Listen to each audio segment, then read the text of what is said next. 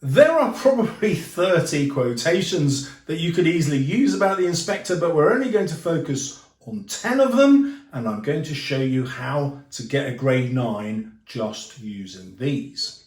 The most important by far is the longer quotation he gives us when he leaves the play. So this long quotation begins with the millions of John Smiths and Eva Smiths.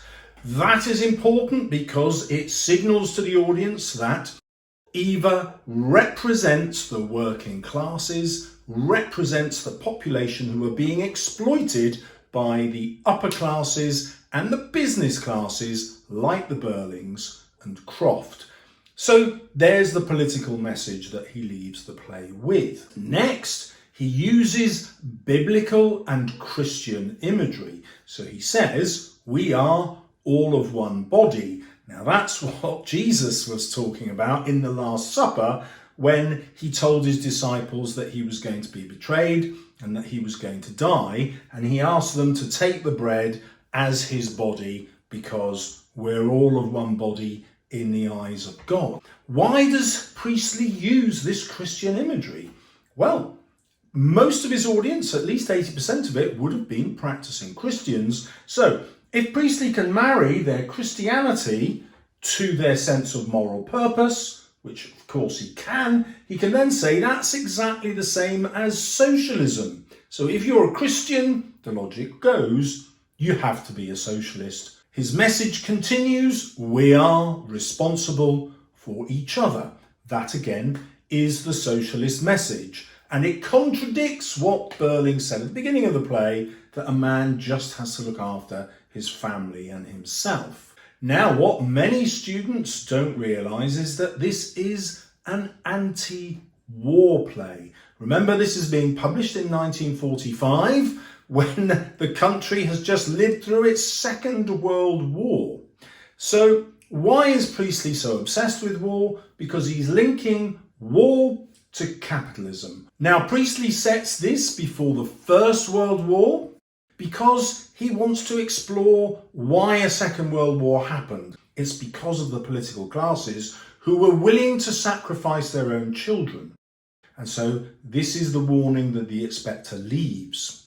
And I tell you that the time will soon come that if men will not learn that lesson, they will be taught it in fire and blood and anguish. And obviously, fire and blood is a direct reference to the suffering in war. That happens obviously not just in 1914, but also in 1939 to 1945, the Second World War. Effectively, what Priestley is arguing is that if the country were socialist, if the government were socialist, there is no way that they would take the country to war because they wouldn't see human life as expendable, as some kind of balance sheet of profit and loss. Whereas an interesting explanation for Eric not being able to change the future is, yes, he might well have learned the inspector's lesson, but very likely he would have died in the First World War, as a massive generation of young men did. So that is your mega quotation that obviously gets you grade 9 straight away. There's loads of interpretations in there, and you'll be able to use it not just on the inspector, but any essay that comes up. Coming in next is the violence of Eva's death, which the inspector wants to portray in a gruesome way in order to shock the Burlings, but in particular to shock Sheila. Remember, Sheila takes on his lessons most. She becomes his proxy. She's the one he has most influence over. And he begins that with this violent imagery. He says of Eva, burnt her insides out, of course. She was in great agony. So a horrible picture deliberately designed to manipulate Sheila's emotions. But to the audience, it also tells us what a terrible crime the Burlings and Gerald must have committed in order for Sheila to decide on this method of suicide. It suggests that the horror and pain she puts herself through now is equivalent in her own mind to the horror and pain of the exploitation she's received at the hands of the Burlings and Gerald. Our next quotation is, "After all, it is better to ask for the earth than to take it." And it suggests that this capitalist society, represented by Burling and Gerald, is rapacious. It's so hungry that it will consume the whole earth. Something that for us is easy to understand. We've seen what happens when we use up the earth's resources, when we've got climate change. But, go back to 1945, and this is quite a revolutionary idea, that the earth is being stripped bare of all its goodness, if you like, by this rapacious, ever-hungry class of people who will even sacrifice their own children to war in order to get money. Gerald tries to defend himself by saying that we are responsible citizens and not criminals. The inspector replies, "Sometimes there isn't as much difference as you think." Well, clearly, this is accusing all the ruling classes of being criminal. The play is going to go on to prove that in not just a literal sense, but a moral sense.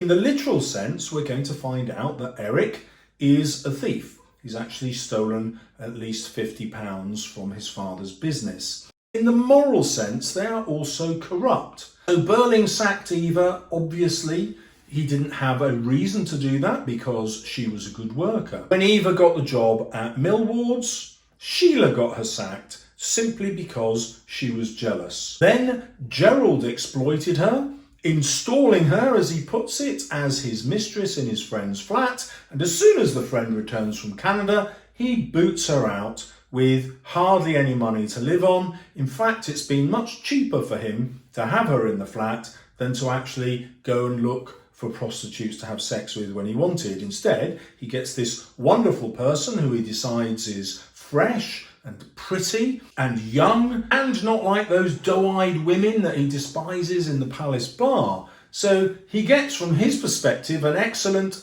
financial deal. And that is all that Eva, or Daisy Renton, is to him. A financial deal. That is what the inspector means by criminal. And then, of course, we have Eric, who has forced himself on Eva. Eva certainly wasn't a willing sexual partner. Not only has he got her pregnant and bought her money, but it isn't enough money. We know that because she ends up going to Mrs. Burling's charity. And that leads us to think that perhaps Eric took this £50 but did not give it all to Eva Smith, because £50 is more than a year's wages she was receiving when she had a job at the Burling's factory, and they've only been together for just a few months. So there's no way she could have spent that £50. And then the next criminal in this sense is, of course, Mrs. Burling, who had it in her power to give charity to Eva, which would have saved her life and the life of her baby, but she refused because she simply didn't believe Eva's story. The next quotation places the play in a feminist context. So Priestley deliberately chooses a female victim, Eva, to represent the working classes. He also deliberately chooses Sheila and Mrs. Burling to be significant players in mistreating Eva, because he's exploring the role of women before they had the vote. In 1912, of course, women had no political power. They couldn't vote. They couldn't change the political future of the country. But in the audience watching this play in 1945, there is a large number of women, perhaps even in the majority, because obviously the men are still at war. Therefore, with a predominantly female audience, Priestley's message is, listen, women of England, you can change the future because you now have a vote. You now have been working for 5 or 6 years. You've had a taste of what equality is like, and therefore you can change what happens to women like you. Eva is therefore a representation of what women like you used to be, but you, English women of the audience, can change that future forever. And perhaps that's why he calls her Eva, ever. See what I did there? Obviously, you're also going to chuck in the symbolism of Eva being similar to Eve, the original woman. So the quotation for this is that we should put ourselves in the place of these young women counting their pennies in their back rooms. He emphasises the words pennies because it shows how little they were paid. He emphasises counting to show that they were desperate to have enough just to survive, and he wants to suggest that it isn't enough. And Eva's story dramatises that, doesn't it? She ends up having to turn to prostitution because there is no other way for her to earn an income. And that obviously contributes significantly to her decision to end her life rather than carry on living, not just in this physical hardship, but this moral hardship of having to earn her living in a way that she cannot morally accept. The next quotation links back to the idea of the inspector's brutality. He has to be really brutal and blunt in order to cut through their class prejudice. So, when both Sheila and Mr. Burling want to atone for what they've done, they want to put things right, he says, "But you can't, it's too late, she's dead." 3 really short, impactful sentences that act like drum beats. You can't, it's too late, she's dead, to emphasise, to hammer home his point. Now we come to the supernatural element of the inspector. So right at the beginning of the play, we have Burling talking about how every man has to look after himself and his family. And at that very moment, when Burling is saying, we do not have a social responsibility, we only have to care for ourselves and our immediate family, that is what summons the inspector's presence. He is coming to correct that view, not just to investigate the death of Eva. The two are linked. He's suggesting that view of just looking after yourself is what leads to the exploitation of people like Eva and what will lead to their deaths or their misery in life. So, how do we find out this? Because of Sheila, and she says, is that when the inspector came in? Just after Father said that?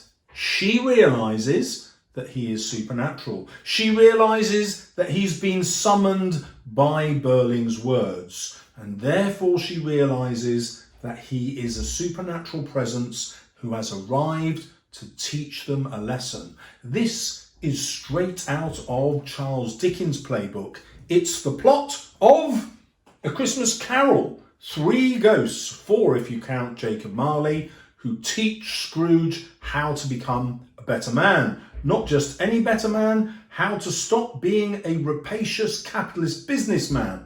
See the parallels? And care for everybody else in society. Another parallel. And that is 100% deliberate. 100% of his audience would have read A Christmas Carol. Now, what the inspector wants is for the Burlings to accept blame. And so he says, before he departs, who is to blame then? You're not even sorry now. Who is to blame? This links back to the Christian message of the play. So if we go back to the Garden of Eden, I'm not going to retell you the whole story, but God gives his instructions to Adam and Eve not to eat of these 2 trees, one of which is the tree of knowledge of good and evil. He doesn't actually remove that tree from the Garden of Eden because it is a test. The whole Christian message is it's not enough to be good. You have to choose good in the face of something evil that seems better. And that's the final choice that the inspector is leaving the Burlings and Gerald. It's obviously much easier to go on living an irresponsible life with huge wealth. And so the inspector deliberately leaves them with that choice. That's why Priestley removes him from the play. And of course, just like Adam and Eve, they fail the test. Now, the whole point of being a Christian is to return back to that original state of innocence. And so the political message is vote socialist and you will return back to that state of innocence, which then will admit you into heaven. Not only will you be helping the millions of John Smiths and the millions of Eva Smiths and everyone else in the country, but you will be saving your own soul. That is the subtext, the underlying message for his Christian audience. Just before he goes, he delivers a warning. But each of you helped to kill her. Remember, remember, remember. I've used an ellipsis to take out the words in between, but 3 times he says, remember. Now, one way of interpreting that is that he wants to deliver the powerful message. Another way of interpreting that is that he instinctively knows they will not remember and therefore act on what they have learned. They are going to choose to forget that lesson. Now, that is going to be super important at the end because it ends just before the First World War. They haven't learned the lesson. There's a First World War. That's equivalent to the first death of Eva Smith.